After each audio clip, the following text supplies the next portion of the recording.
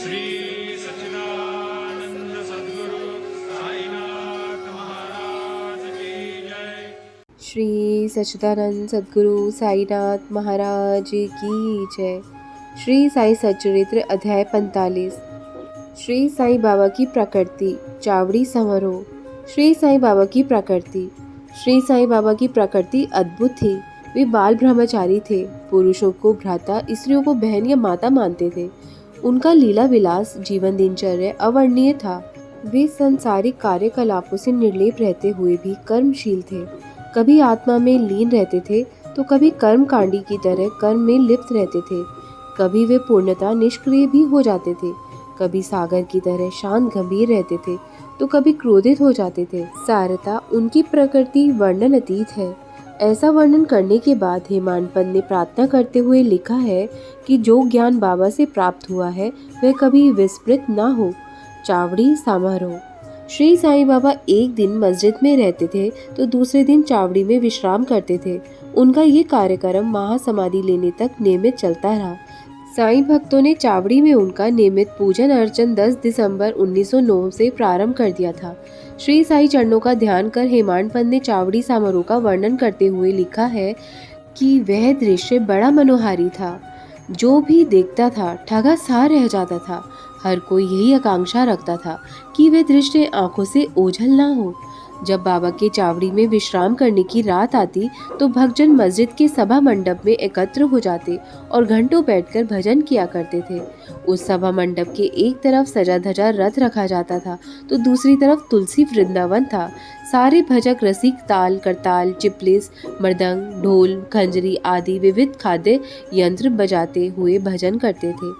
मस्जिद प्रांगण में भक्तगण बड़े उत्साह से मांगलिक कार्य करते थे। कोई तोरण बांधकर दीपक जलाता था तो कोई पालकी रथ को सजाता था। कोई हाथ में निशान लिए रहता था। कहीं कहीं श्री साईं बाबा की जयकार से आकाश गूंज उठता था। दीपकों के प्रकाश से जगमगाती मस्जिद ऐसी लगती थी जैसे मंगलकारी दीपावली शिरडी में आकर विराज गई हो। मस्जिद के बाहर श्री साईं बाबा का सजा धजा घोड़ा श्याम सुंदर खड़ा था। श्री साईं बाबा शांत मुद्रा में अपनी गादी पर विराजमान थे। तभी भक्त मंडली के साथ तात्या पाटिल आए और उन्होंने उन्हें तैयार होने की सूचना देते हुए तैयार होने में सहायता भी की।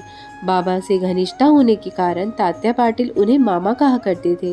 फिर श्री साईं बाबा नित्य की तरह कफनी पहनकर बगल में सटका दबाए चिलम तंबाकू लेकर कंधे पर एक वस्त्र डालकर चलने को तैयार हो गए। लेकिन तभी तात्या पाटिल ने बाबा के कंधों पर सुनहरी जरी का शेला डाला। तत्पश्चात बाबा ने धूनी प्रज्वलित रखने के उद्देश्य से धूनी में कुछ और लकड़ियां डाली और धूनी के निकट स्थित दीपक को बाएं हाथ से बुझाकर चावड़ी की ओर प्रस्थान किया। उनके प्रस्थान काल में नानाविध वाद्य वृंद बजने लगे, रंग बिरंगी आतिशबाजी होने लगी और स्त्री पुरुष भजन कीर्तन करते हुए बाबा के आगे आगे चलने लगे। कई भक्तगण आनंद मग्न होकर नाच गा रहे थे।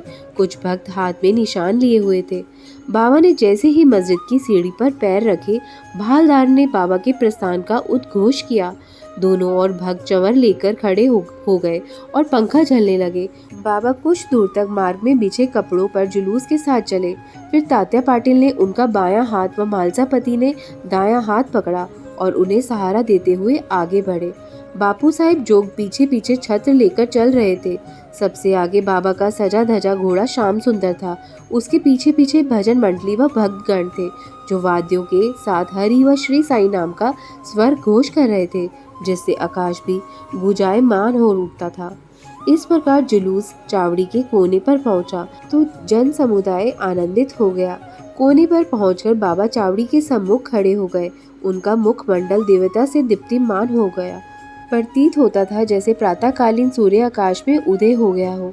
बाद में बाबा उत्तर दिशा की ओर मुंह करके ऐसी मुद्रा में खड़े हो गए जैसे किसी ने आगमन की प्रतीक्षा कर रहे हो। वाद्यों का शोरगुल बदस्तूर जारी था। बीच बीच में बाबा दायां हाथ उठाकर ऊपर नीचे कर रहे थे, मानो समारोह को आशीर्वाद दे रहे हो। जब वे हाथ ऊपर नीचे करते तब वाद्य वृंद जोर जोर से बजने लगते थे।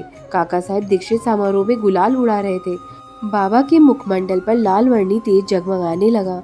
हर कोई उस आनंद रस का रसास्वादन कर रहा था। हेमाडपंत के अनुसार उस मनोरम दृश्य का वर्णन करना असंभव था। म्हालसापति भाव विभोर होकर नृत्य कर रहे थे। बाबा पूर्ण एकाग्र थे। उनकी ऐसी एकाग्रता से भक्तगण आश्चर्यचकित थे। तात्या पाटिल एक हाथ में लालटेन लेकर बाबा के बाईं ओर चल रहे थे, तो म्हालसापति बाबा के आभूषण लेकर दाईं ओर चल रहे थे। बाबा की ऐसी छवि का दर्शन पाने के लिए व समारोह का वह मनोहारी दृश्य देखने के लिए हजारों की संख्या में स्त्री पुरुष अमीर गरीब बिना भेदभाव के वहां उपस्थित थे। बाबा धीरे धीरे आगे की ओर बढ़ रहे थे। वातावरण में चारों ओर हर्ष व्याप्त था। इस तरह समारोह चावड़ी पहुंचा। चावड़ी को भी खूबसूरती से सजाया गया था। वहाँ चांदनी शीशे अनेक प्रकार की गैस बत्तियां लगी थी। चावड़ी पहुंचने पर तात्या पाटिल आगे बढ़े और आसन बिछाकर तकिए का सहारा देते हुए बाबा को बिठाया। इसके बाद उत्तम अंगरखा पहनाया। भक्तों ने बाबा की पूजा की। स्वर्ण निर्मित मुकुट पहनाया। पुष्पहार जवाहरात का हार गले में पहनाया। तत्पश्चात कस्तूरी का वैष्णवी तिलक लगाकर उनके ठीक मध्य में बिंदी लगा दी और काफी समय तक उन्हें एकटक निहारते रहे। बाद में सिर वाला वस्त्र बदल दिया गया। भक्तों की इच्छा का मान रखते हुए बाबा ने उनकी ही इच्छा अनुसार पूजन करने दिया। पूजन के बाद बाबा की शोभा जैसी बन पड़ी थी वह अवर्णनीय थी। नाना साहेब निमोणकर ने गोलाकार सुंदर छत्र लगाया, जिसके केंद्र में मनोहर छड़ी लगा दी थी। बापू साहेब जोग ने रजत निर्मित थाली में बाबा के चरणों को धोया और अर्घ दिया। इसके बाद पूजन अर्चन कर हाथों में चंदन लगाकर बाबा को पान का बीड़ा दिया और आसन पर बिठाया। इसके बाद तात्या पाटिल व अन्य भक्तों ने बाबा के चरण कमलों में शीश झुकाकर प्रणाम किया। जब बाबा तकिए के सहारे बैठ गए तब भक्त दोनों ओर से चमर पंखे झलने लगे। श्यामा ने चिलम तैयार कर तात्या पाटिल को दी तो पाटिल ने फूंक मारकर चिलम को प्रज्वलित कर दिया और बाबा को पीने के लिए दे दी। बाबा ने जब चिलम पी ली तब म्हालसापति की ओर बढ़ा दी। फिर अन्य भक्तों ने भी चिलम पी। इन सब प्रक्रियाओं के बाद बाबा को पुष्पहारों से लाद दिया गया और उन्हें सुवासित पुष्प भेंट किए गए। इस प्रकार वितरागी श्री साईं बाबा ने भक्तों को स्वेच्छा अनुसार पूजन अर्चन का अवसर प्रदान किया। अंत में मंगल स्वर करते वाद्य बजने लगे। बापू साहेब जोग ने बाबा की विधिवत आरती उतारी। आरती के पश्चात भक्तों ने बाबा को प्रणाम किया और उनसे आज्ञा लेकर धीरे धीरे घर लौटने लगे। उस समय तात्या पाटिल ने चिलम पीकर गुलाब जल, इत्र आदि बाबा को लगाया और विदाई स्वरूप गुलाब का एक पुष्प भेंट किया। तब बाबा बोले कि तात्या, तुम घर जाना चाहो तो चले जाओ, लेकिन रात में कभी कभी आकर मुझे देखते भी रहना। तात्या पाटिल सकारात्मक हाँ में उत्तर देकर चावड़ी से घर की ओर रवाना हो गए। इसके बाद बाबा ने अनेक चादरें स्वयं बिछाकर रात्रि में विश्राम किया।